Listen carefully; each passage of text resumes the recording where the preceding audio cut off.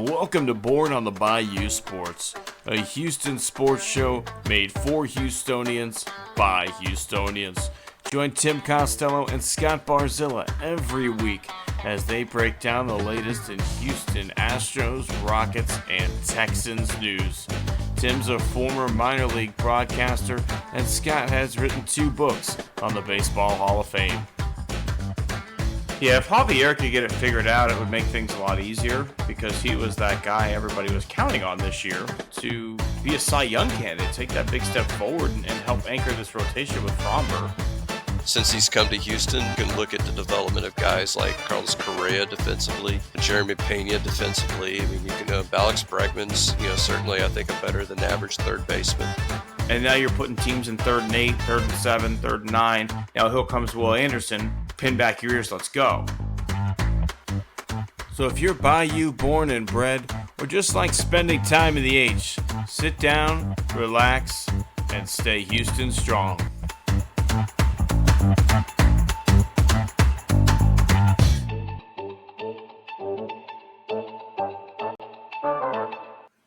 Welcome back in another fantastic episode of Born on the Bayou Sports. Tim Costello, joined with Scott Barzilla, coming in on All-Star night. Hopefully we give you an All-Star level performance here tonight, Scott. Hey, back-to-back weeks for maybe the first time this summer. Yeah, it's been, you're a teacher. My wife's a teacher. Like this is y'all's time to shine, right? Like you get to enjoy life a little bit more than the rest of us 9 to 5 stiffs. And so sometimes the schedules just don't line up the same way they do during the school year. That's right. I was going to say, I thought I had a new co-host there, Costello. I'm going to have to see what I can find out about that guy. That's my Latin American cousin, apparently. But, Scott, it is All-Star Game night. And, before we get too deep into the Houston sports part of the podcast, what's one of your favorite All-Star Game memories? I know I have a few. I was asking my wife this earlier tonight, but, you've watched obviously more All-Star games than I have. What are some of the ones that stick out to you? Well, the actual game or like the All-Star week? Any, either or, whatever you got. As a Houston Astros fan, I think my favorite was watching Lance Berkman go nuts in Home Run Derby at Minute Maid Park. Yeah. Rocking my Berkman jerk today. And that was a fun watch because, I think if memory serves, he turned around and hit right-handed. He did hit right-handed. Not his better side, but, he figured Crawford boxes, let's go for it. And, he actually lost to eventual Astros shortstop Miguel Tejada that night. So, essentially we could take credit either way, right? Tejada saw the error of his ways and came on over eventually, and then had the birth certificate melt on right on TV. I think it was right before the season started with the Astros. Yeah, that was kind of a rough period for him there. And he had a decent year for us. Yeah, no, he had a decent couple of years, really, because, the first year was a better hitting year, but I think the second year, if memory serves, he did a little bit better with the glove. So overall value, they were about the same. Yeah, I had no issue with Tejada, but yeah, that was a good memory. I'll always remember is the Torrey Hunter robbing Barry Bonds in center field of a home run at Milwaukee. That's the same game that ended in a tie later that night. That eventually led to the decision that the All-Star game is now going to matter. The famous Bud Selig shrug. God, that was. I mean, I get it. Like again, it's exhibition game, right? Like we don't need to hurt pitchers. We don't need position players going. We don't need any of that. It's okay to end a tie, like literally, or just have a swing off at a home run derby or do anything other than like now it matters. Like that was so stupid. Yeah, I think what happens with sports is, and particularly professional sports, is they just don't get what lane they should be in with their all-star games.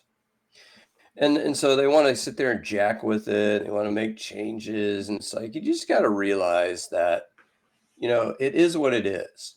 people, in this, modern world where you can talk about Jose Altuve skipping his third consecutive All-Star game.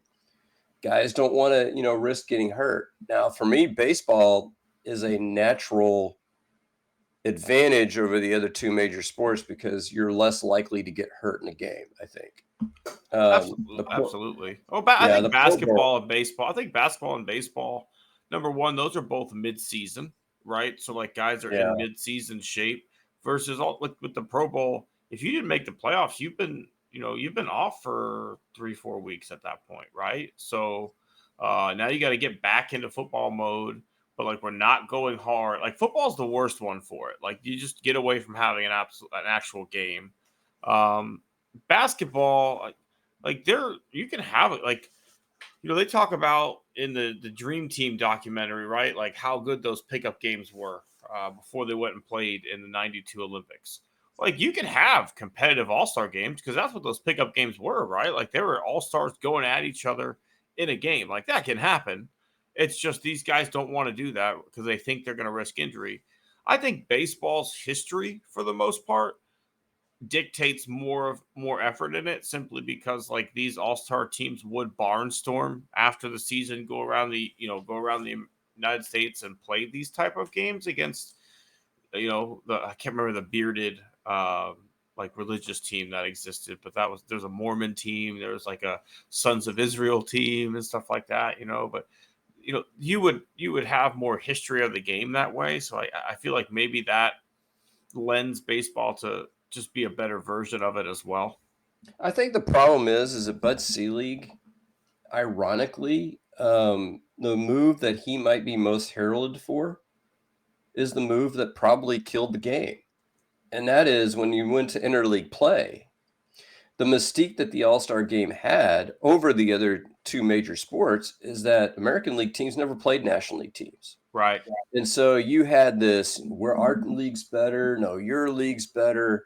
So there was a true rivalry there, where now everybody plays everybody. So it's like, it's the same as the other two sports, which I think on balance is good for the sport. But for the All-Star game, it definitely was not. I think you're absolutely right. But also, baseball to me is still the one game where the game itself is better than the festivities. I used to love the home run derby, and there were times in baseball's history where the home run derby I think was better than the actual All-Star game. But right now is not the case, right? Like I think the home run derby last night was freaking awful. I watched a little bit of it, couldn't do it. Couldn't do it. A combination of, you get this many pitches or a timer, all this other shit. No Judge, no Tani, no Jordan. I get it. There's plenty of big names that don't do the slam dunk contest, and that's why the slam dunk contest sucks nowadays. Like the best part of the Pro Bowl is all those skill challenges because you've got the best quarterbacks in the world trying to hit a moving dartboard going, that shit's fun to watch. This, I think they've kind of ruined what the home run derby was, right? 10 outs, take as long as you need. Like that was a fine format. It lasted for years. I played plenty of wiffle ball that way. It works. You don't need to change it. Yeah, that's what I was kind of getting at is that you're making changes. However, I do have two rule suggestions, and let's see what you think. Which one do you think is better? Rule suggestion 1 is you have to do a field sobriety test before you sing the national anthem. Rule number 2 is you use the national anthem as a field sobriety test. Which one do you think is the better rule? I gotta go number 2 because then we get some stuff like we get last night, right? Like, oh my goodness, that poor girl. I obviously she's gonna take care of that, and she said she's gonna go to rehab. We'll see if that's the actual result. But like, I read some funny posts today on Reddit. Essentially, like, can you imagine telling the story in AA of like when you hit rock bottom? And that moment was when you butchered the national anthem on live television in front of hundreds of thousands, if not millions of people. The only problem with rule number 2 is poor Leslie Nielsen would wind up in jail. Remember, if you've got a good enough TV guy, there's a little button you hit that button. Yeah, but the Enrico Palazzo and Naked Gun, where he just butchers all the words because he doesn't know them. or you get that nice moment like you had in the NBA where, the coach comes in and helps a little girl get through it, right? Like Yeah, there's some opportunity I'm there. I'm not giving a little girl breathalyzer. That I'm going to draw the line there. But maybe, when we have these adults, because we had a TCU game once. I don't know if you've ever heard of Leroy Parnell. I have not. I am not a country music fan, so so they would always do this at games, and they stopped doing it because of Leroy Parnell. But then when I would say, world-renowned country singer singing tonight at Billy Bob's, Leroy Parnell. He did 3 false starts for the national anthem. And I mean, they might as well have just sat there and said, and he's been drinking at Billy Bob's for the last 3 hours. How do you false start? Well, he had to start over. He just like, no, I got to start over. I mean, it's. Oh, no. Oh, pardon me. So, yeah, it was clear that he had been imbibing quite a bit before that game. Who's this Jose guy and why can't he see? All right, but I'm with you on the rules for the home run derby though. Go back to 10 outs. Don't sit there and throw a pitch every 5 seconds. I mean, that's just ridiculous. Yeah, I mean, it's rapid fire at this point. But let's move on rapid fire style to your Houston Astros. A major push and a major thank you card owed to the Anaheim Angels. The Astros 1 game back of the Mariners at the break. Scott, I know after the start to the season, we are all beyond happy, thankful, relieved to be in the position that we are. But this is a time where you and I probably agree where having a rookie manager like Espada might make this a little dicier down the stretch. I know you think he has been far from perfect in his debut season. Yeah, I agree. And when you look at those last 2 games, the Rangers series in particular, see, to me, I don't know. Do you place this more like, because I think we have a tale of 2 games. I think the second game clearly was an umpire game. Now, there were some missed calls, that went against the Rangers that got overturned, and there's one that, got overturned for the Astros, and then there was one that clearly, and you sent this to me, and I saw the same thing, where clear evidence that Dubon was safe, but called out anyway. But see, here's my question. Not only called out, upheld after review in New York. Yeah, exactly. Now, I'm just going to ask you a series of questions here. Who is the Astros' best reliever to this point, do you think? Taylor Scott. Okay. Right? Who's their I think. Okay. Who's their second best reliever?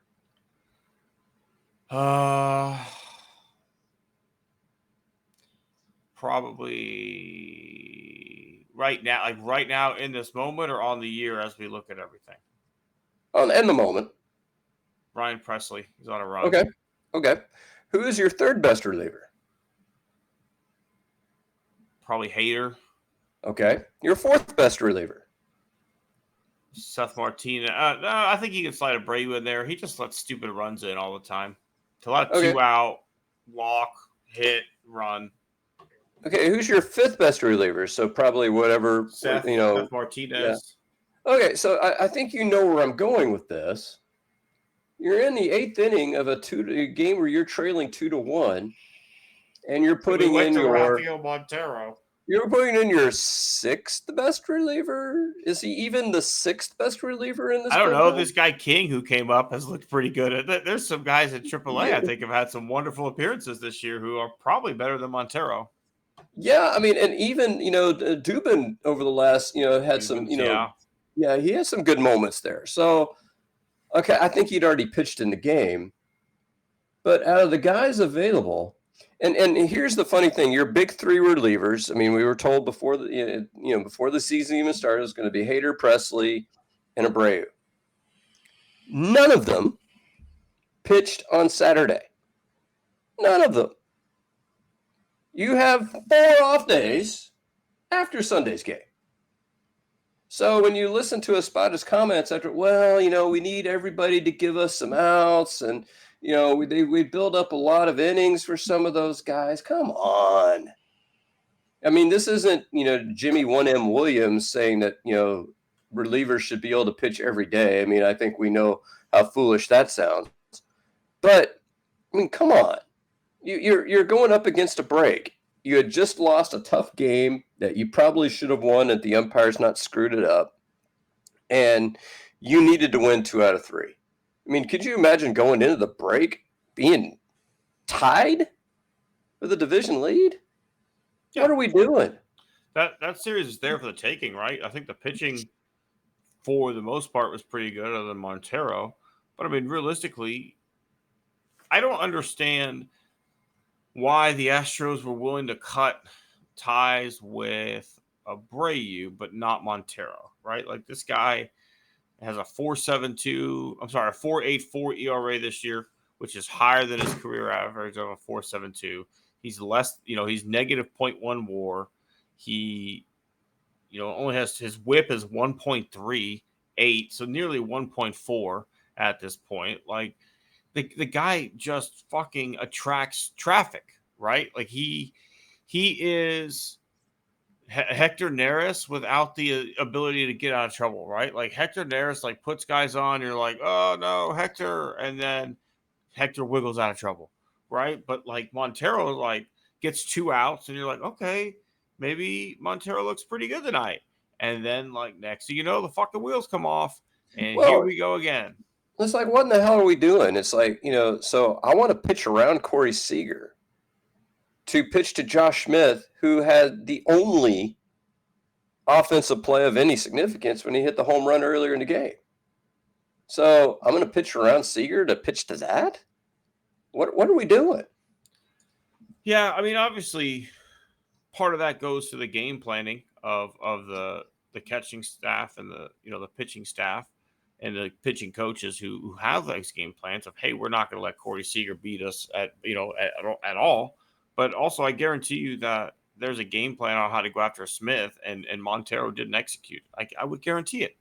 Montero challenges people with a fastball that's just not that good anymore. Like, guy had a great year, and he got paid off of it. And you know what? Baseball contracts are guaranteed. He's getting that money. So at this point, you came to that realization with Jose Abreu, who was a net negative for your baseball team. It's time to come to that realization for Montero.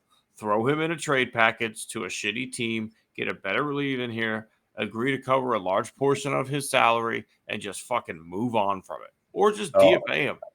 I'm going to get to Montero a little bit later with one of our regular segments. But, I was listening to the radio feed at that point, because I know you love listening to Ford, during the games. And they said it during the home run. Catchers line up on one side of the plate. Fastball goes to the other side of the plate. Well, no shit. When you miss your target by that much, you're going to get burned. And, this isn't the days of where if you have 96 mile an hour stuff, you could just rear back, let it rip, and location doesn't matter, right? Like, you're not Rick fucking Vaughn out there. Speaking of which, that's why you try and pick. 409 feet on the Corey Seager fly ball. But no, I mean, you're not Rick Vaughn, right? Like, this isn't Major League where guys don't hit 100 mile an hour pitches regardless of where you throw it. Like, you have to locate. This is Major League Baseball. Everybody throws 95, 96, 97. It's not 1992 anymore, and Greg Maddox's 88 mile an hour shit doesn't play. Like, could you imagine Jamie Moyer in today's fucking baseball? That guy wouldn't last 2 weeks. I don't know. I think there's a sweet spot in there, because I think the average Major League fastball now is 93 miles an hour. So to me, if you're throwing 88, that might fool guys enough maybe to get you one time through the order. Jamie Moyer threw like 81. Well, yeah, and that's what I'm saying though. Is that was batting practice. When you're off by that much, because I don't know if you were probably. I mean, you're at this point, you're trying to basically convince me that the plot from Major League 3 back to the minors is actually conceivable, because Doc's slow throwing is able to get out the best slower in Major League Baseball because he hasn't seen pitching that slow since high school. That's what you're trying to tell me, is that is a conceivable plot point from what other people have said is one of the worst baseball movies of all time. It is a guilty pleasure film of mine. Did you see the Marlins series when that position player went in to pitch in the ninth? I mean, he got some guys out on That's like swap. 25 miles an hour, though. Well, what I'm saying though, yeah, he was backing up like a slow pitch softball pitcher.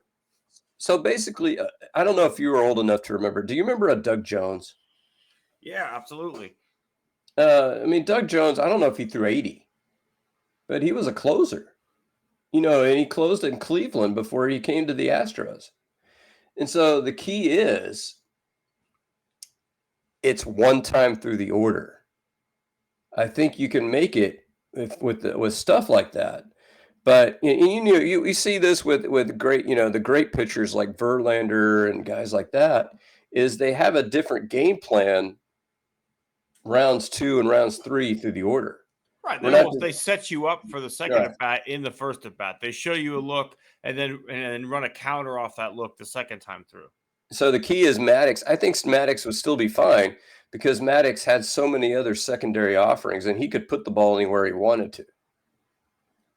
I don't know that he would be best of all, the best since World War II Maddox, but I think he would be a successful major league pitcher. I don't think Maddox as much. Maddox could still throw 92, 93. Like I'm more referring to Jamie Moyer would be a batting practice guy. I think the thing that would hurt Maddox more than anything would be the robo strike zone.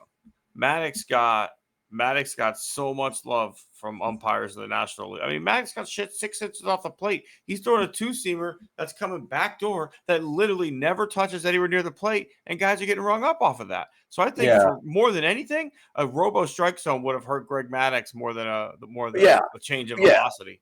Yeah, that's true. That's true. Yeah. So my problem with the Spada was that that's a game that you got to play to you got to manage to win.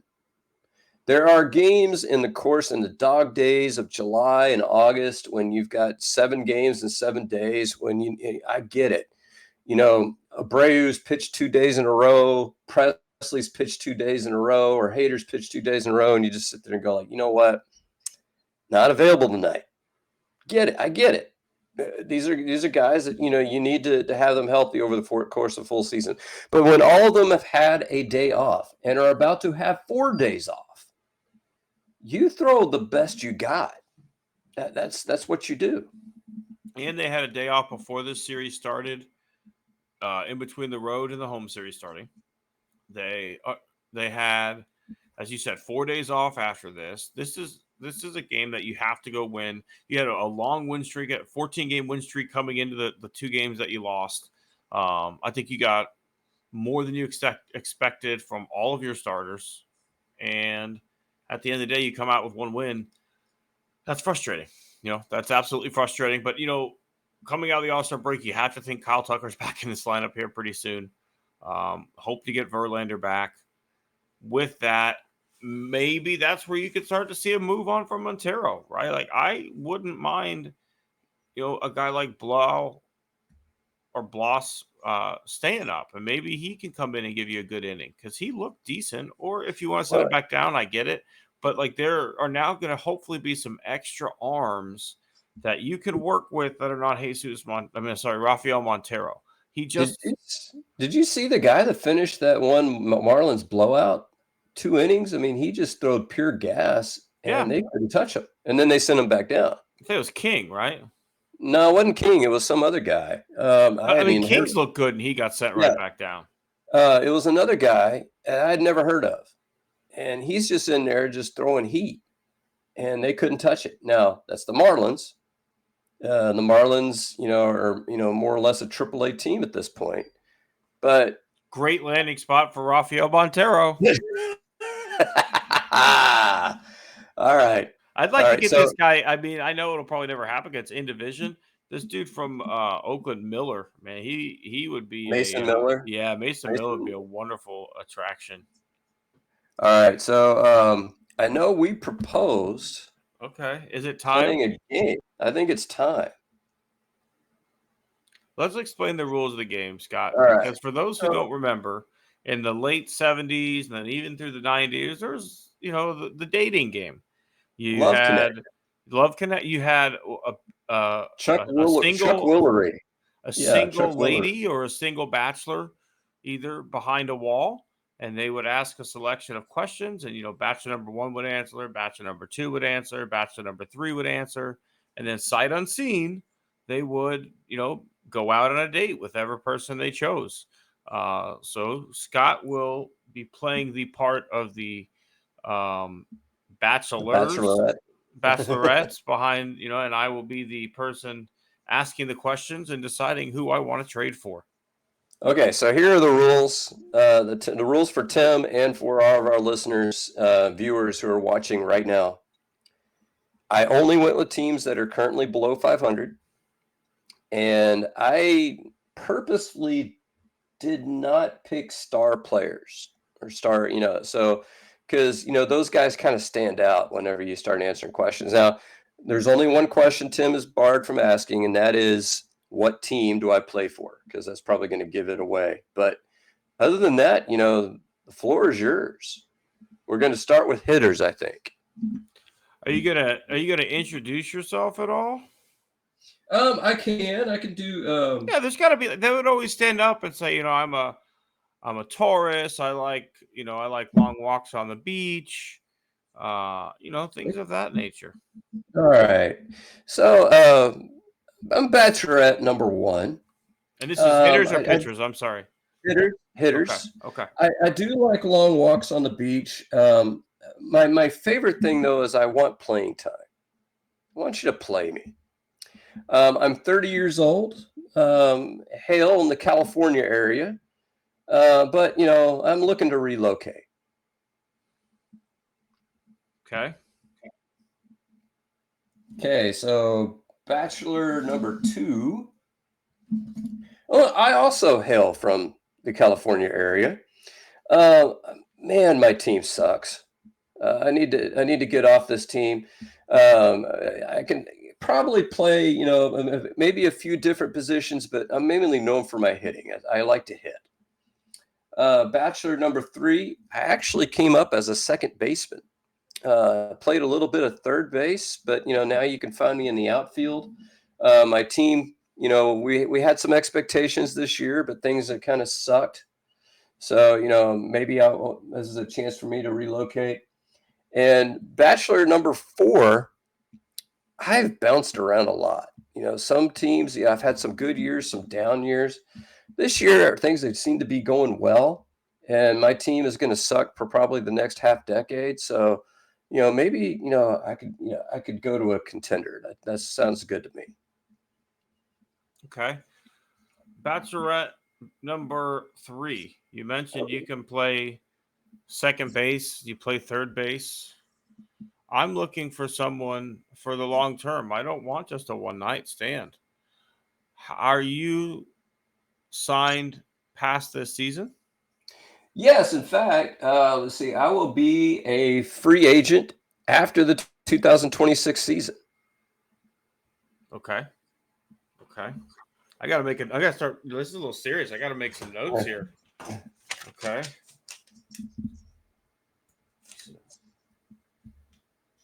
Okay. Bachelor number two. Okay.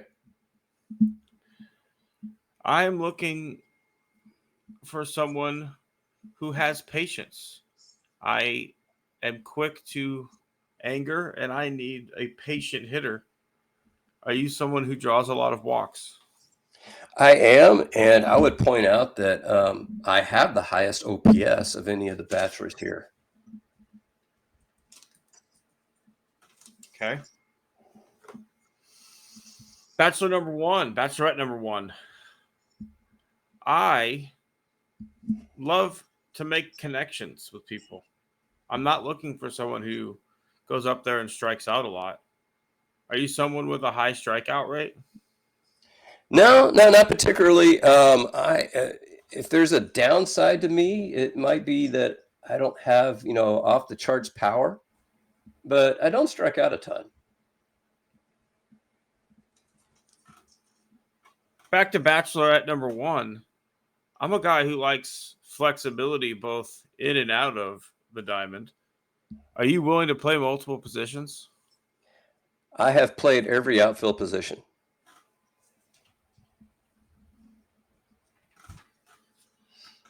Okay.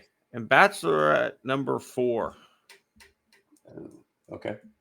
You mentioned you bounced around a lot. What was your favorite home? I was at my best when I was in Cincinnati.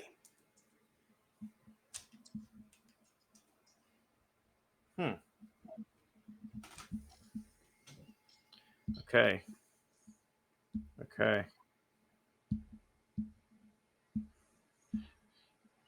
Bachelorette number 3.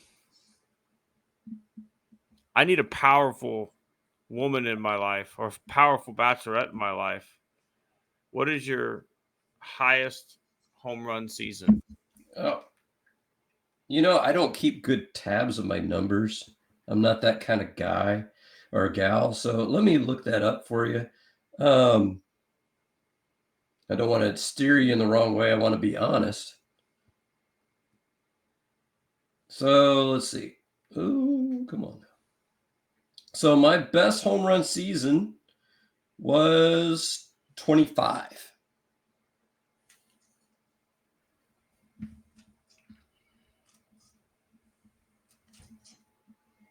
Bachelorette number 3. Can you play first base? I never have, but willing to try anything, right? Okay.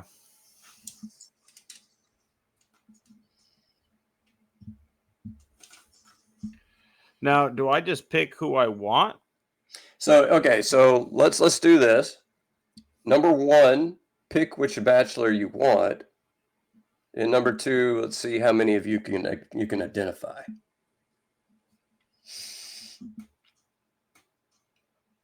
I either want 2 or 3. Okay, fair enough. I want 3. Okay, can I offer you a couple of facts before you make up your mind? Yes. Okay, number 2 is making $750,000. Okay. Number 3 is making $20.5 million. Okay. Okay. But number 2 does have a lot of club control left, so there might be more prospects that have to go that way. Okay. This changed up who I thought everybody was. Okay. I thought 2 was Cody Bellinger. No. I do have a Cub in there, but not Cody Bellinger. Was it the Cub that I... this changes it up. I want 2 because if that's who I think it is. Okay, who do you think 2 2 is? I think 2 is Bush. No. Okay, I'm still going with 2. Okay. So, Bachelor, you have chosen Brent Rooker for your date. Okay. Tell me more. He is sporting a 942 OPS right now with 22 dingers. He does have 3.1 B-WAR up to this point in the season. He hit 30 dingers last year. The downside would be, let's just say you might rather have your done and left defensively. I'm not looking. Does he play any infield positions? He has not played any first base. He's played only left and right field. Okay. And so do you want me to go ahead and identify your other bachelors? Yeah, go ahead. Tell me who I missed out on. Okay, so bachelor number 1, you're missing out on Lamont Wade Jr. Okay. First baseman, Does Giants. play some first base. But he's played all 3 outfield positions as well. Bachelor number 3, you're missing out on Ian Happ. Okay, that's the Cub. Yep. And bachelor number 4 is Jesse Winker. I mean, I think I made the right call. Well, yeah, if you're choosing, the best player, yeah. On this next one, I think once I eliminate, you should Tell me who I missed out on. Yeah, so Hap, I think, might come cheaper prospect-wise.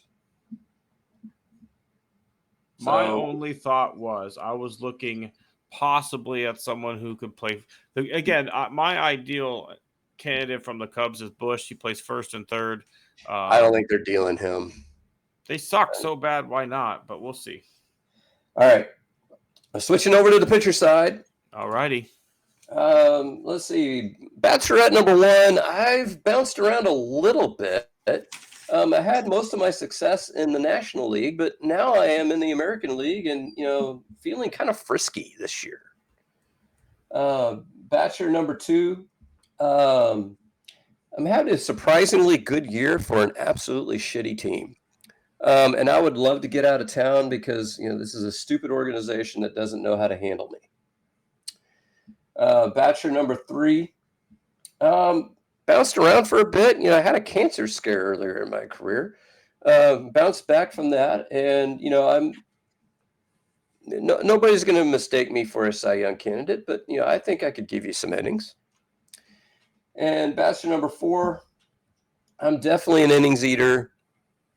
Some people would say I'm mediocre, but I'll give you 6 innings and maybe you'll be happy.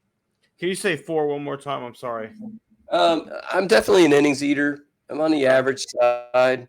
But, I'm definitely established. I've got a long track record of being, perfectly mediocre. So if you want a perfectly mediocre date, I'm your gal. Okay.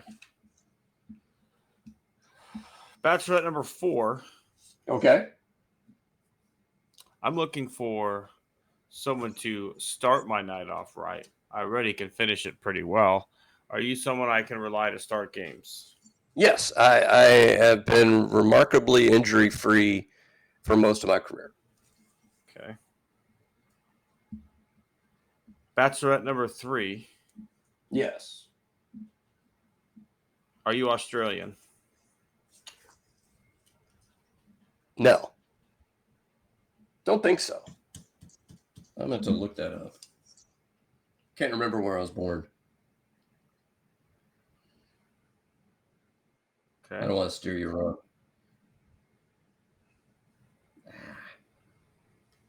Come on. Rebuffering.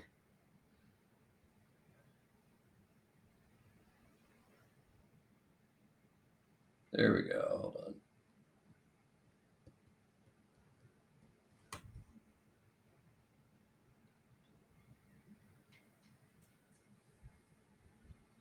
No.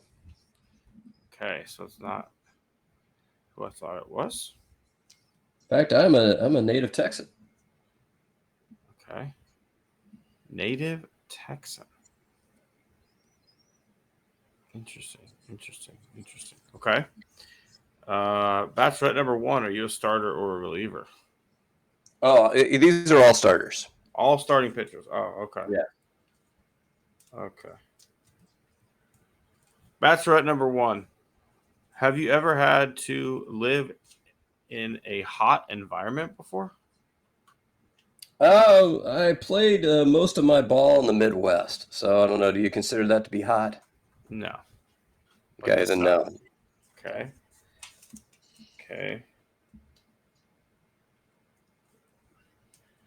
Bachelorette number 1, were you on the Cardinals? I was. Okay.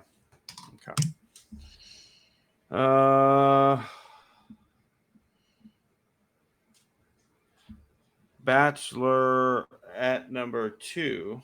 Mm-hmm. Did someone with the same last name as you get kicked off the Astros for beating their wife? For beating their wife. Okay. I know where you're going with that. No. I don't think anybody has played on the Astros with my last name. Okay. When you say you're having a good year, is this your best year? Yeah, I'm fairly young. I will say that I won't become a free agent till 26. And so I'm still in the kind of the early arbitration period of my career. Bachelorette number 4. Did you spend a lot of time in the Twin Cities? No. Okay. No time in the Twin Cities. No.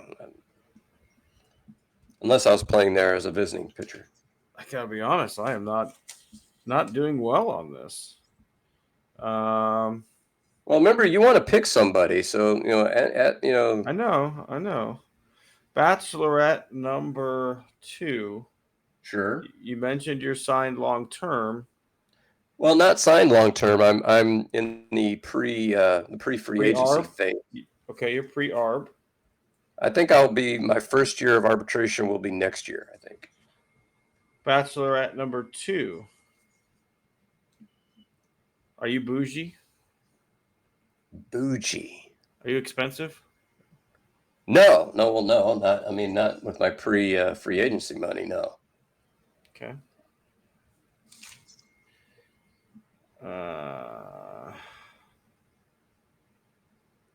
Okay. Let's eliminate Bachelorette number 1. Okay. Oh, man, I'm hurt. Oh. You have eliminated Jack Flaherty. I knew it. I knew that was him. Okay. I'm okay with He's that. actually having a surprisingly good year, striking out over 11 hitters per 9 innings. What's his how long is he signed for? Just this year. Okay. I'm looking for long-term help. 3.13 ERA, xERA of 3.17. So, okay. All right. So you've eliminated Jack Flaherty. He's the only Tiger. I'll let you know. Okay. Bachelorette number 4. Are you expensive? Fortunately, yeah. I'm probably. If you got me at the deadline, you could probably slide under the second tax threshold if you got just me.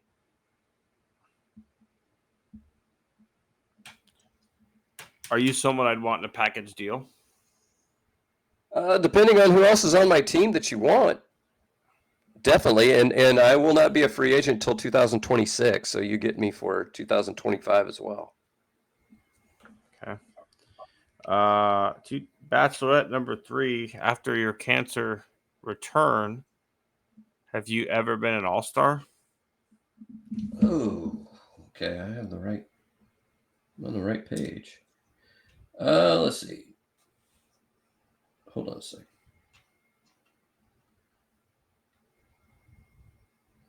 No, I have not. Okay. Let's go ahead and eliminate Bachelorette number 3. Bachelorette number 3. Okay. You have eliminated Jameson Taillon. Okay. For the Cubs. He is the only Cub on the list. So now I'm down to the cheap or the expensive option. You're down to 2 or 4. I choose Bachelorette number 2. Okay. Well, can I give you one more fact before you choose? Okay. Bachelorette number 2, I've only been a starter this season.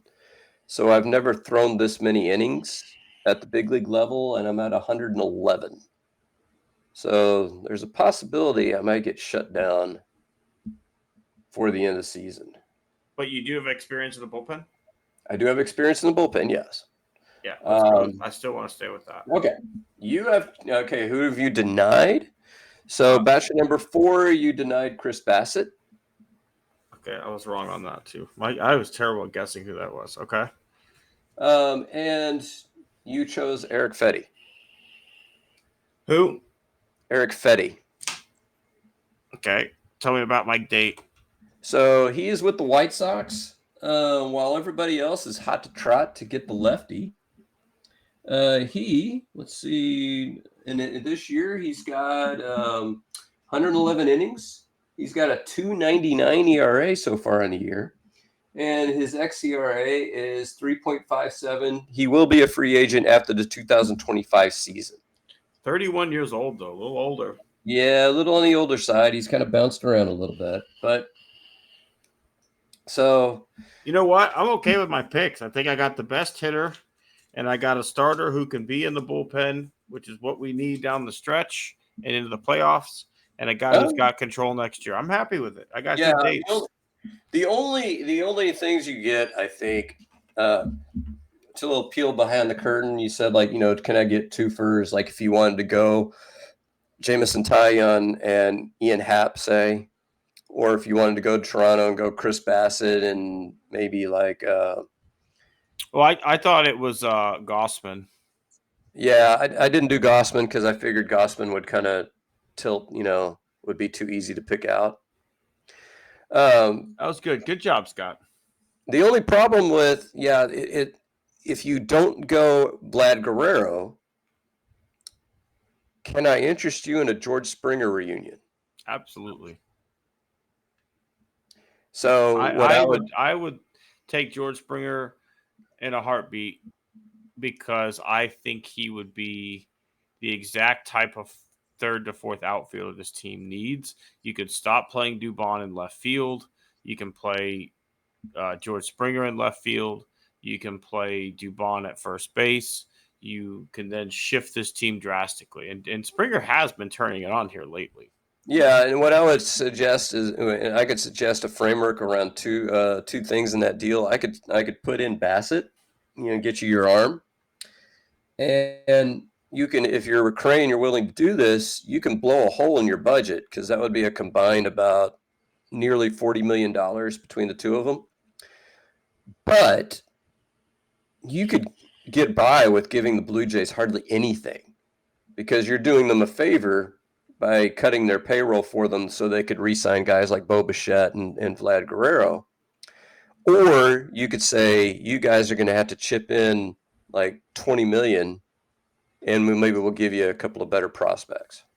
I think I'm more likely to go the second route where I'm willing to, because Springer has a lot of years left on that deal too, if I remember correctly. Yeah, I think he's got, let's see, Springer, I wrote it down. Springer will be a free agent after 2026. Yeah, $25 million a year. That's the thing with Springer. I'm thinking more in terms of this year. I think he'd be a great fit on the team this year. I don't know if I want him long term. Well, I mean, right maybe now, if he's my left fielder. If he's my left fielder, yeah, I think that's where you put him. And I think, I looked at his numbers, and really his OPS since April's, between 7 and 750, which is, not going to blow anybody's skirt up, but compared to what we got going on in left. And I think you can maybe test him back off at leadoff, slide Altuve back down the lineup a little bit. I don't know. Maybe it's a little bit of juice that we're missing, or maybe you hit him 8th or 9th. And, between him and Myers and Kyle Tucker, that's all of a sudden a pretty formidable outfield. I don't mind that at all. Yeah. So that's so I tried to get some names that, weren't, like your Peter Alonsos and your Paul Goldschmidts. I tried to get some names that, would maybe fly under the radar, but I don't know that we have the prospect capital to get Brent Rooker. But I think those other guys I mentioned definitely are gettable. Yeah, absolutely. That's a good job, Scott. Let's move it on to the birthplace of golf, the oldest tournament in the world, the Open Championship. And don't let me hear you call it the British Open. It is the Open Championship, people. Scott, Royal Troon, tough course, hard, fast, slow greens. What are you thinking? What are we looking for? Well, I was going to ask you, did you see the spat between Tiger Woods and Colin Montgomery? I saw that there was a spat. I did not honestly read into it. Well, basically, I don't even know if it was a spat on Colin Montgomery's part. I think Colin Montgomery just basically said Woods needs to stop playing competitive golf. Oh, yes. He's not really having a whole lot of fun out there. And Woods shot back saying, like, well, because I actually won this event, I get to be here till I'm 60, unlike Colin. And I think I did it in the correct tone of voice, even though I read it as a quote. But I think that was the tone of voice that he would have done it in. Yeah, I mean, I am somewhat in that opinion of I'd like to stop seeing Tiger play PGA events. I'd love to see Tiger go out and kick ass on the senior tour. Like that's what I want to see. Like I hope he does play the Champions Tour because I think all of a sudden you're going to see a lot more people watch Champions Tour golf, right? Like when Phil went out there, people watched it. When Furyk first got out there, people watched it. It's exciting to see these guys who have kind of been phased out have a chance to win again.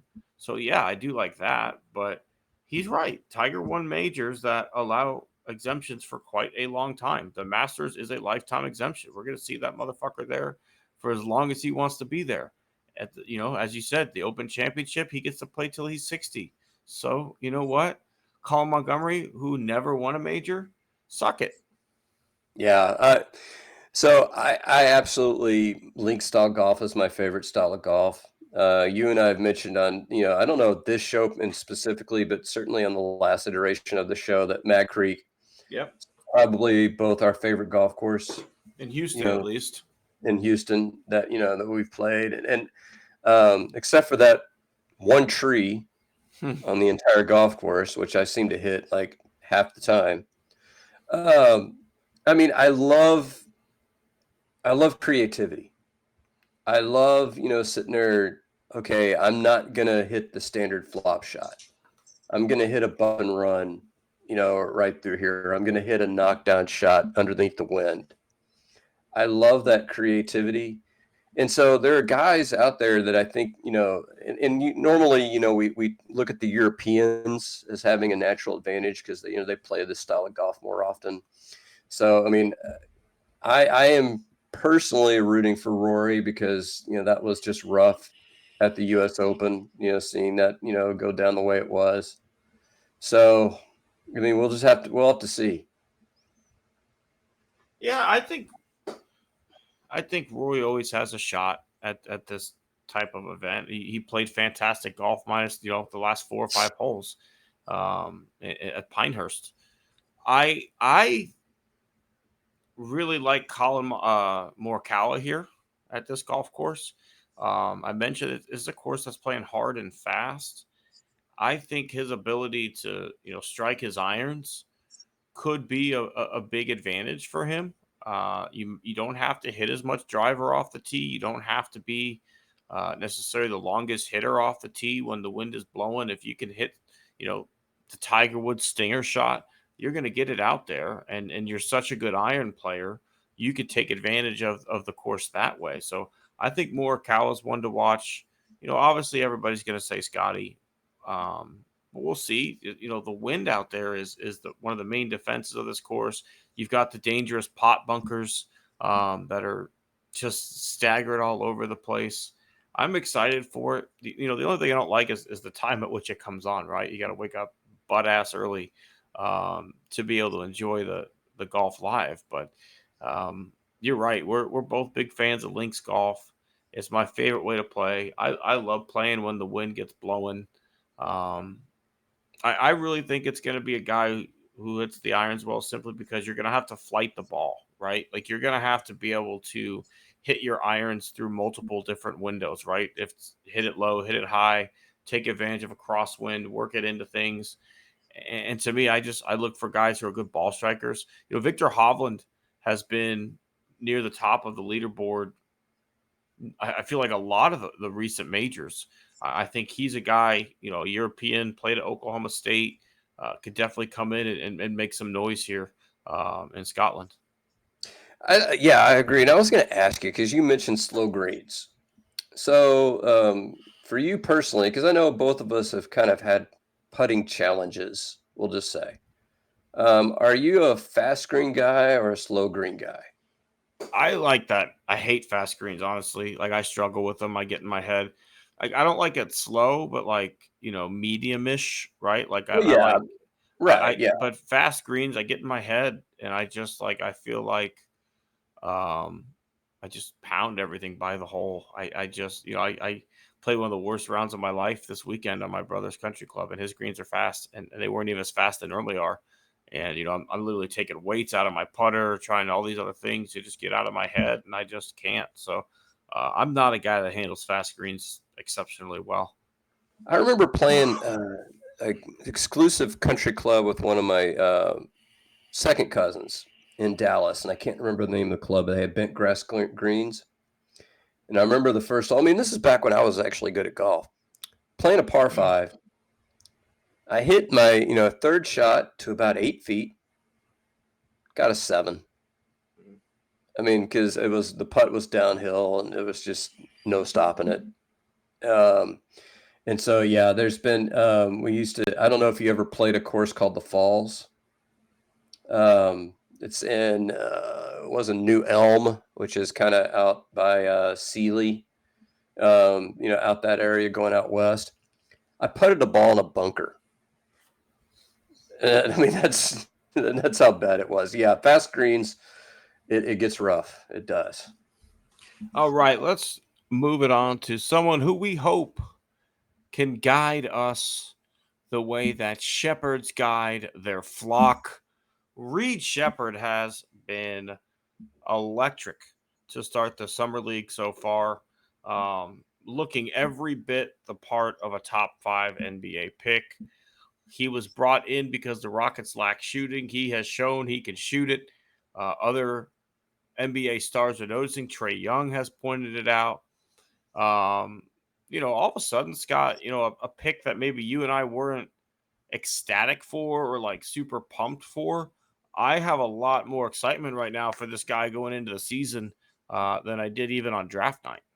Yeah, he might be a lower ceiling than you normally get this high in the draft, but definitely I think he's a higher floor guy. And one of the things I look for in the summer league is I don't look at pure numbers because, he's gotten like 22, 25 points. What does that mean? I mean, we're playing against guys that are going to be selling insurance and bagging groceries, in a Not couple of only months' that, right? time. They're not going to run. They're not going to run the amount of plays for Reed Shepherd during a Right, game that right. they do in a summer league game too. So what I look at is I look at another guy on the team who did have a successful rookie season in Cam Whitmore. And I look at the fact that Cam Whitmore and him are running neck and neck. So, in terms of, what they're producing. So I'll just throw it out there. If Reed Shepherd could have a Cam Whitmore like impact on this team for all of the next season, would you take that? Honestly, no, because I think I expect a little bit higher out of him. I am going to throw you. I kind of expect him to come in and be JJ Redick-esque. I think this is a guy who he by himself will not change the game, right? I don't think he's going to go out there and drop 50 and cross people up and break ankles and bring down arenas or anything like that, right? Like that was not who JJ Redick was. JJ Redick was a guy you better not fucking leave open. JJ Redick was a guy that you can run some baseline, baseline to baseline, coming around a high ball screen and get an open look from 3 almost anytime you wanted, especially when he was with the Clippers, right? Like they ran so many actions for JJ Redick coming off of screens. That's the kind of stuff I expect for Reed Shepherd is motions like that and then drive and dish opportunities for him to just have open corner looks. Imagine if you give a guy like him the looks that PJ Tucker got on a regular basis, right? Like he should be just Yeah. licking his chops. Well, and him and Whitmore are different players, so I'm not saying that they would have the exact same impact. But the thing was with Whitmore was when he got to play, That's he was why I good. disagreed with that only because it was his play time was inconsistent, right? I feel Yeah. like Reddick gave you a baseline from the moment he stepped on the floor of like I'm going to elevate the quality of 3-point shooting on this team. And I think Well, that's what I expect from Reed. the difference I would differ a little bit than JJ Redick, and I would say he reminds me more of the Berry brothers or the Price brothers. In fact, the comp that was given to him on draft night by different people was Mark Price.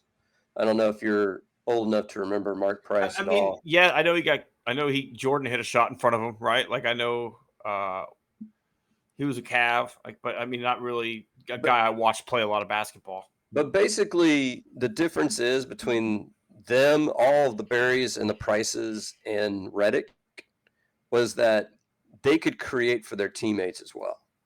mean, Reddick was just a guy to stand out on the perimeter and just catch and shoot, kind of like maybe a poor man's Ray Allen, Yeah, or sure. I'm trying to think of who the guy Michael Korver, Redd, Kyle Korver, Kyle or somebody Korver. like that. I think he can do more than that. He could potentially be a guy that could end up doing a little bit of creating and a little bit of defending.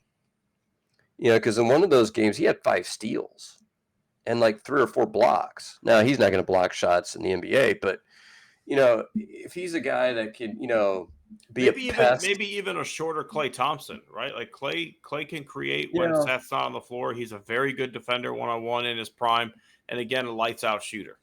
Now there's going to be at 6'2", there's going to be some guys he's going to struggle to defend. So it's just going to depend on. He might be a guy that might not be a great ball-on-ball defender, but might be a better team defender where, he might, short circuit some passing lanes, get some steals that way. And because he's got a high basketball IQ, which, is always what you want to see. If he gives you the career of Derek Fisher, are you happy? I see him a little bit better than Fisher. Okay. I mean, guy played 15-something years in the NBA. Yeah, he did. You're right. Good 3-point shooter, good defender, could create, could play in a 2-guard lineup, had to defer to Kobe a lot when it came to who got the ball in crunch time. I don't know, because I think you and I agree this is not – we didn't draft the superstar who's going to be the face of this team with this guy, right? Like, I think we drafted a very good basketball player who should fit in nicely next to – the superstars that we have. Not every draft you're getting Michael out of every draft, but we have guys in Jalen Green and Sengun, in the twin, our first round pick last year. Him and Thompson, right? Those are the guys that you kind of expect to be the stars, and every one of them needs a good three. Every one of their games is dying for a good 3-point shooter. So, that's kind of how I look at this. I'll give you a guy. Obviously, we're struggling to look for, mainly white guys, but what do you think of Kenny Smith? As a Kenny the Jet? Yeah. Because Kenny Smith was, always known for his shooting. Yeah. But early in his career, particularly in his Sacramento days, he was a dunk contest contestant. And, he was a guy that, put up 17, 18 points a game when he was one of the more focal points of the offense. But obviously, by the time in the Houston title years, he was maybe option 4 or 5. But, there were some games when he hit some big shots for you. Oh, yeah. No, absolutely. I actually took a basketball camp that was run by Kenny Smith and his organization. So I had his autograph for years and years until it finally just wore off the ball that I had. But I love Kenny the Jet. But let's move it on, Scott. It's been a tough week for many, many Houstonians, and I'm sure there's plenty of people who they would like to give this award to, but I think I'm going to let you go first. Scott, who is your horse's ass this week? Well, I am going into the world of sports here. I want to stay there for this award. And he's a guy that we brought up earlier. Rafael Montero, it's time for you to go out of town. It's time. Because the problem I have, and this is a problem with no matter what manager you have on this team, it could be Dusty Baker, it could be Joe Espada, it could be AJ Hinch. If a guy is on your roster, you want to use him. I get it. And in what he said in a vacuum, what Espada said in a vacuum is, hey, we need everybody to get outs. Yeah, you do need, when you have a 7 or 8 man bullpen, you need to be able to use all 7 or 8 guys. Now, the problem is that if it were me managing this team, it would be like, okay, are we up by 5? Okay, are we down by 5? No, Montero, you're not going in. But that's limiting. That's not how rosters are built. Exactly. And you're a manager, you're like sitting there looking at a guy like, maybe Brian Abreu or Ryan Presley. You're like, Presley, okay, you've pitched 13 brilliant outings in a row, but I don't want your arm to fall off. So, you sit down and let's hope that Montero can pitch a clean inning. Maybe he can. No. And I'm with you. There's too many these young kids. King, you mentioned. I can't even remember the name of the kid that came in. He wasn't even a kid. He's like maybe late 20s, but came in through 2 brilliant innings against the Marlins and then gets sent back down. You mentioned, all the guys in our bullpen. You're rattling them off. Boom, boom, boom. And, even guys like Dubin, whose ERA is not good, but came in and got key outs for you in those last 2 series. Any of them I would want over Rafael Montero right now. Yeah, I just don't feel good when he comes in a baseball game. I really don't. And I think that's a good horse's ass.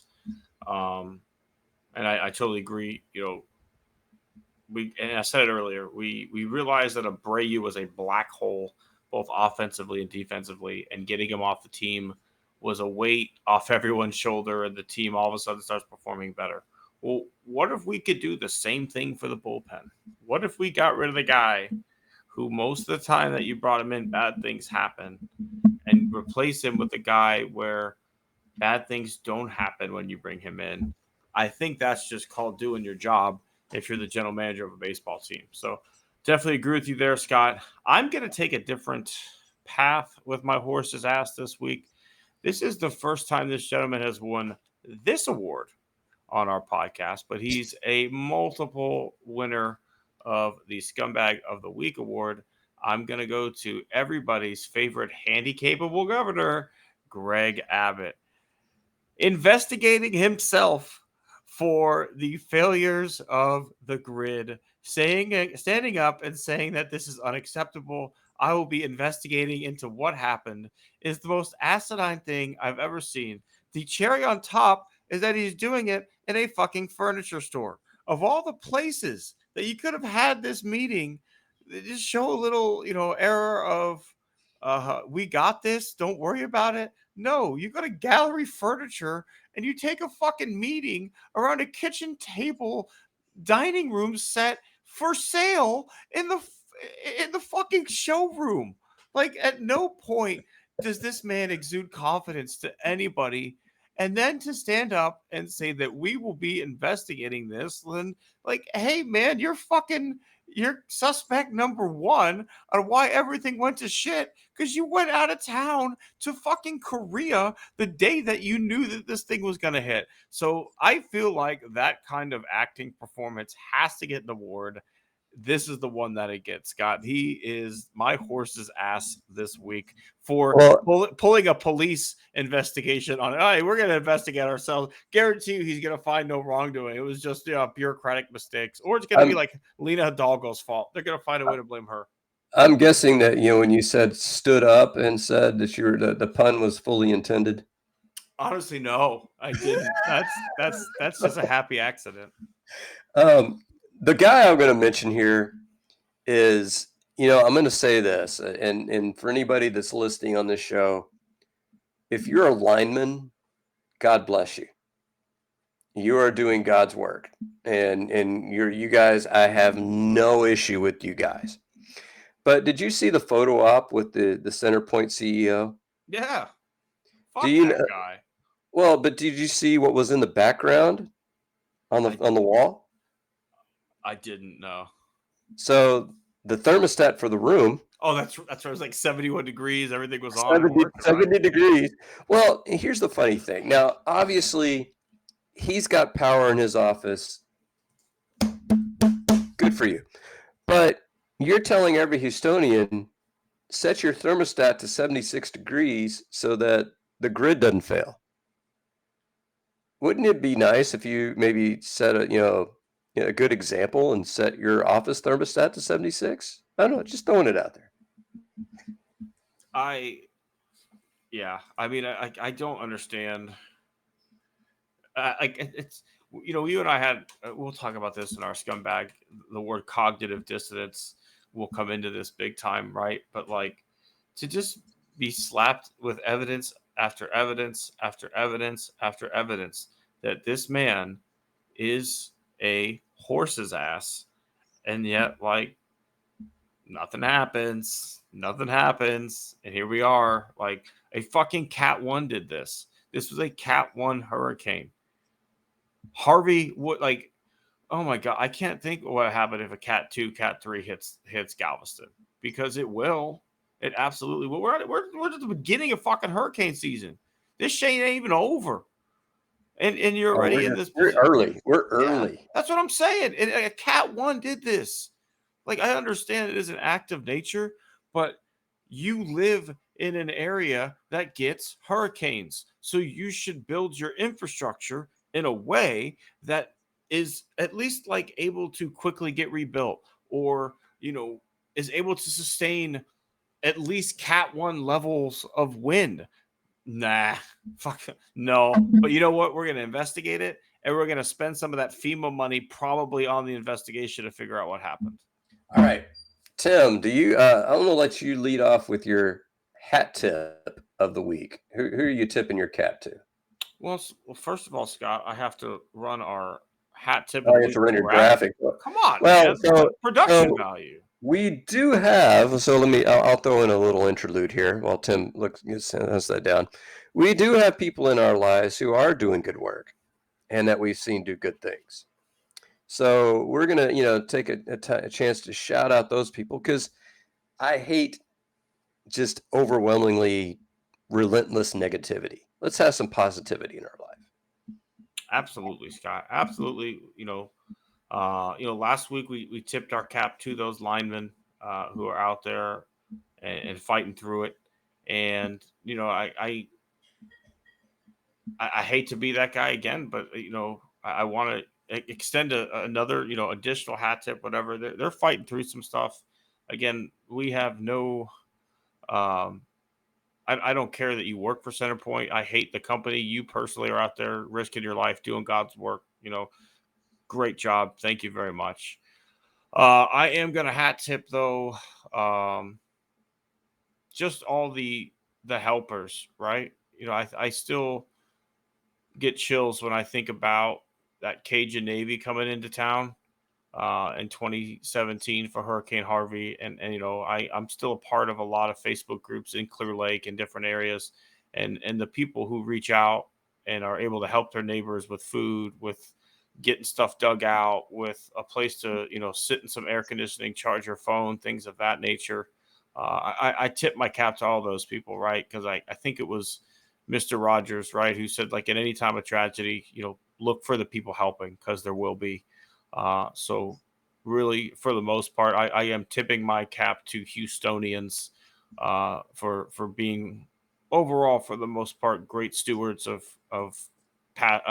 compassion and taking care of your fellow neighbors.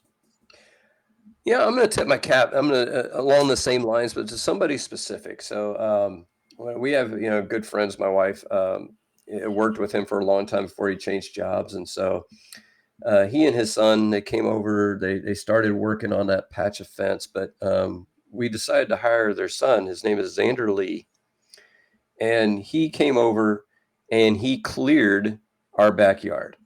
So basically, all of the limbs that were broken, all of the plants that were dead, up against our fence, up against, all the other part. And so he brought over a friend in the heat of the day, and they just, they not only cut all that stuff down and cleared it, they moved it all to the front lawn where, hopefully the city of Houston will come by and pick it up here shortly. And to me, I've said this, forever, especially the school that I work at, you don't have to get a college degree to make a good living.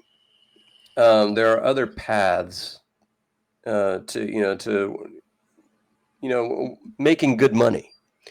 Trade school is a great path, but he's basically trying to form his way. He's not even 18 yet, but he's basically forming his way, like mowing lawns and doing handiwork, into forging himself, into a decent career.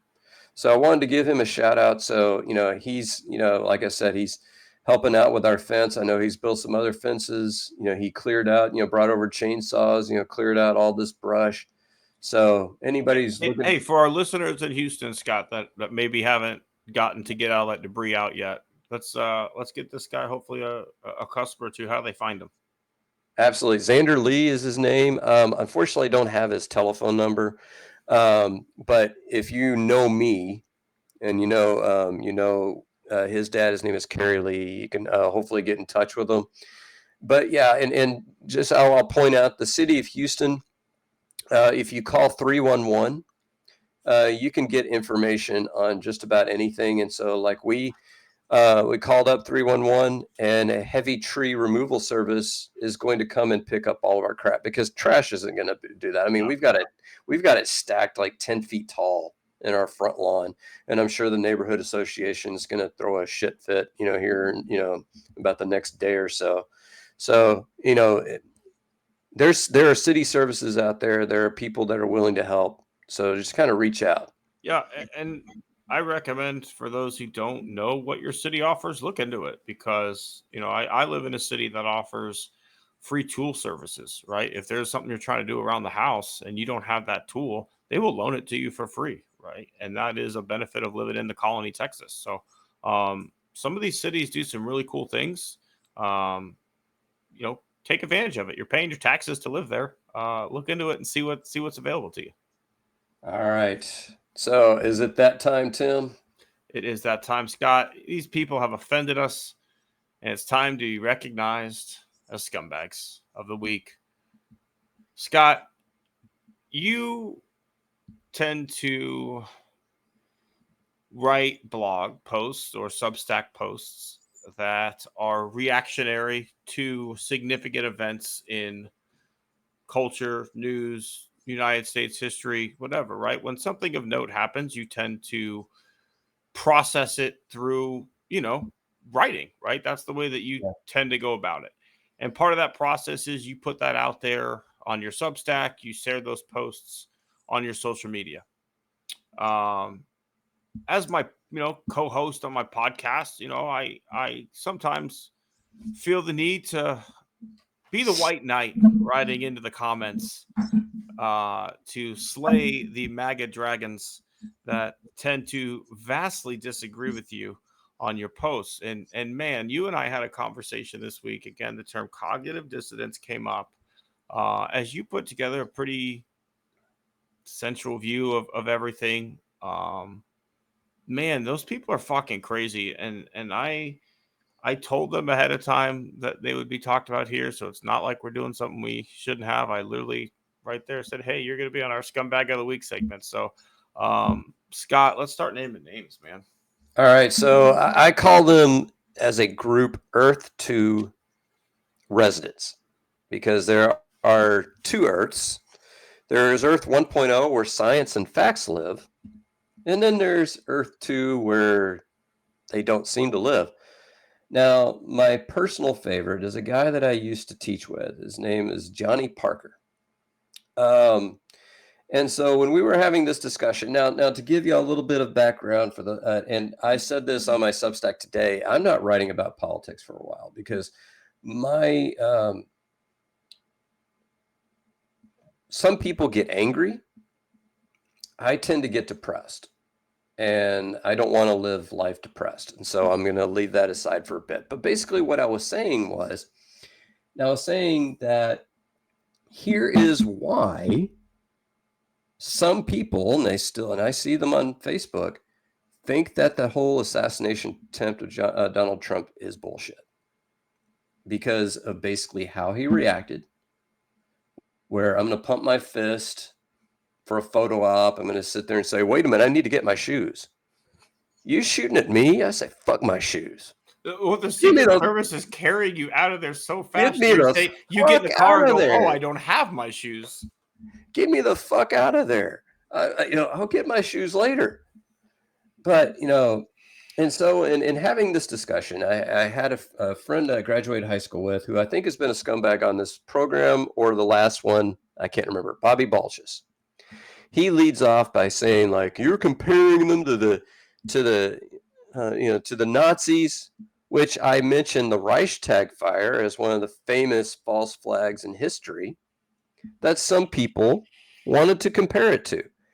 I then later on in the article, because this is where reading comprehension kind of is a thing, I said, I don't believe that.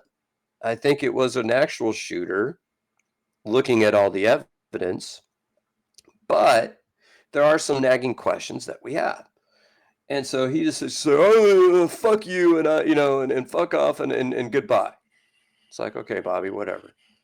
So then Johnny Parker comes in, a guy I used to teach with, and this was my favorite statement. And did you read the thing I sent to you earlier today? Yeah. So he said that, well, all the violence is left-wing violence. And I was like, what in the fuck are you talking about, dude? So I sent Tim an article. I just did a simple Google search. This is, by political affiliation, 60% of what we might call terrorist or political violence activity is by conservatives. The other 40% is split up in between leftists and Islamic. So it's not even 60-40. It's like 60-30-10, thereabouts. Islamic 30-10 leftist? Yeah, 60 right, 30 leftist, 10 Islamic. Okay, the vast majority are not immigrants. They are domestic born. Oh, for they sure. are white. They're white males. Most of them are not married. So, hey, ladies, got some nice bachelors out there for you. And these incidents are on the rise. If you look at it by decade, and that's the scariest part of this thing. And that's the thing that kills me. Is I saw one guy on social media get a tattoo of Trump pumping his fist and even drew in the blood spot on his back in red, where the ear is. And you get people on my timeline using that picture as their, their Facebook wall. Here's the thing, people. Number one, facts exist. Science exists. I had a discussion with my cousin who, called it the plandemic and said that the 81 million people didn't vote for Biden. It's like, okay. And so it's like, well, I can trust your wife who is a nurse, or I can trust my wife who has a PhD in bioengineering. Let's see, Tim. Who am I going to trust? But see, we don't want experts. And this is where, if you go Project 2025, you go down that rabbit hole, we want to get rid of subject area experts, and we want to bring in yes men and women and to do those jobs. And we have people like all those people on Earth 2 that I mentioned, Bobby Balchus, Rob Baker was another one who came in prominently. I know I saw you had a running gunning battle with him throughout that post. Is that the one I called it Info Warrior? Yeah. And so, well, he was the one questioning, why are y'all having a bill to get rid of Secret Service protections? Well, if he goes to jail, he's going to be in solitary confinement. Why do you need Secret Service to be in jail with him? Or why should we pay for Secret Service agents to sleep in a fucking prison? Well, yeah, exactly. So, but here's my thing. As I sent the facts to you, that was a simple Google search, Tim. That took me 30 seconds to find that. So instead of, just naturally assuming, because, what started if my cousin said, it was a Democrat that shot at him because Democrats miss. And it's like, yeah, no shit. We don't buy AR-15s. It's you guys. You're guys buying AR-15s. So, and when I mention cognitive dissonance, basically what that means is that we set up our worldview, and anytime that something comes in, any information, any event that causes us discomfort because it doesn't fit our worldview, that's cognitive dissonance. And so what most people do is they don't change their mind. They don't change their worldview. They just simply deny that thing happened. Not true. So when somebody sees a fact that says gee, most of the violence in this country is from right-wing extremists. No, that's not true. It's leftist. It's Antifa. It's BLM. It's those people. Well, gee, that kid was a 20-year-old white male registered Republican. No. You know, he obviously he's, you know, it's you know, a plant. It's a Democratic plant. Okay. And when you look at every school shooter, what do they look like, Tim? I know what you're saying. I don't like to think about those, Scott, but yeah, it's typically right wing hate. I mean, Charlottesville was, or Unite the Right rally in Charlotte was a right leaning thing. I mean, it's left. I feel like political violence on the left is even misclassified because most of the times, like, it is a protest that the police start beating people and then be like, "Oh, I got violent. It was a riot," right? Like, I don't necessarily see even as many opportunities where like Pulse nightclub shooting, right wing, Las Vegas, right wing, like these mass death events. I don't see many of them done by left wingers. I really don't. Yeah, that's why so even the 30% shocked me because I don't.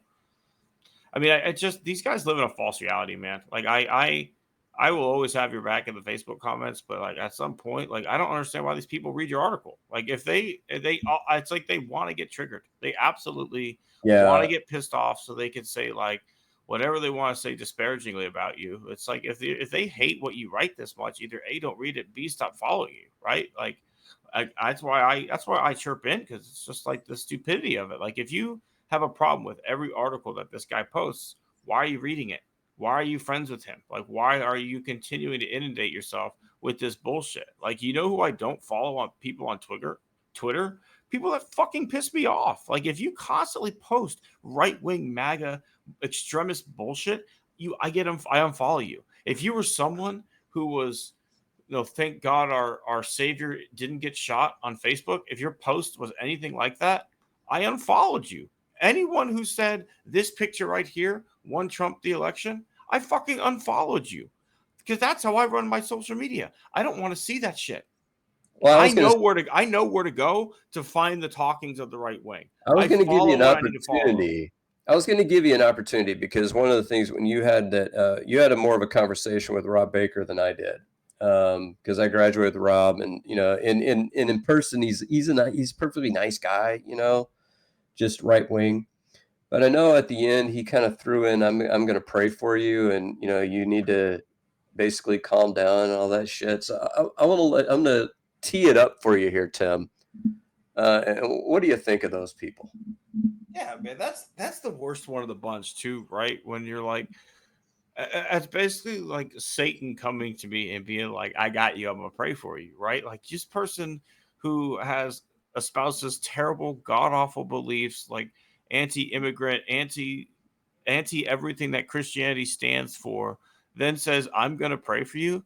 Like, nah, fam, I'm fucking good. Like, I don't want your thoughts and prayers. You're the last person I need praying for me. Like, if Father JJ was like, "Tim, I'm gonna pray for you," I would say, "Thank you, Father JJ. I appreciate that. Those prayers are going to be much well received." If fucking the leader of the Unite the Right rally, or, one of my favorites to make fun of, if Alex Jones offers me a public prayer on air on InfoWars, I don't want that prayer. I don't want that prayer because Alex Jones is a fucking nut job, and I don't want that. I don't want that association. I don't want that dark mark on my soul. Like when I get up there and St. Peter is going through the book at the pearly gates saying, you had a far white supremacist offering thoughts and prayers for you. That's going to be a extra month in purgatory, Tim. Like, I don't want that shit. So I'm going to say this unequivocally for those of our viewers and our listeners. I don't think it was a good thing that Donald Trump was shot at. And I don't think it was a good thing that he was injured. Because violence only leads to more violence. Hate only leads to more hate. What I will say, and what I did say in my article, is that it was very reminiscent. You remember George Wallace in history? Mm-hmm. Remember what happened to him? He became left leading late in life. Like he was a racist piece of shit governor who eventually became like a lot more left leading as he got old. But why, Tim? Because he didn't get shot. Yes, he got shot and paralyzed. Yeah. So, no, but my point is that if this were to lead to a true conversion, then, great, but it's not. And you can see by the reaction that it's not. And so, but I don't think it was a good thing that he was shot at. No. I don't want an assassin's bullet killing Donald Trump. I want a massive stroke to leave him completely debilitated. I want Donald Trump to face the music in terms of the justice system. Now, we've seen many things in the news lately where that's likely not going to happen. And that's part of the reason why I'm so disillusioned and disheartened. But I don't want to see him dead. No. Mainly because that's bad karma, but also because he's going to get martyred. That's exactly right. If somebody shoots him.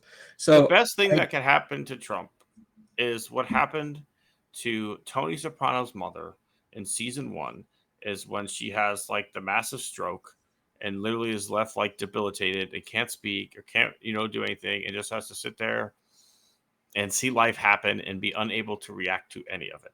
That would be what we need.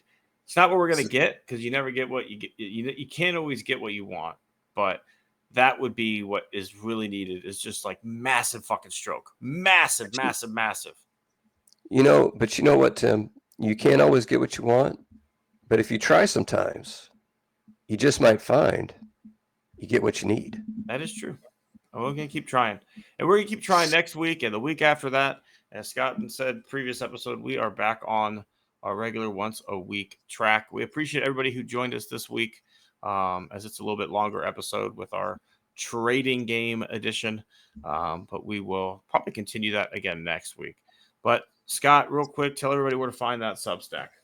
Well, it is at the Thoughts of a Native Texan. I will be continuing to write baseball. I am not writing politics. I'm not writing for the Thoughts of a Native Texan thing for a bit. Taking a break from that, but you can still find me at Crawfish Boxes and at Battle Red Blog as well. Be sure to like the Facebook page, follow us, subscribe to the YouTube channel as well. We appreciate all of us who have done so already. We will see everybody next week.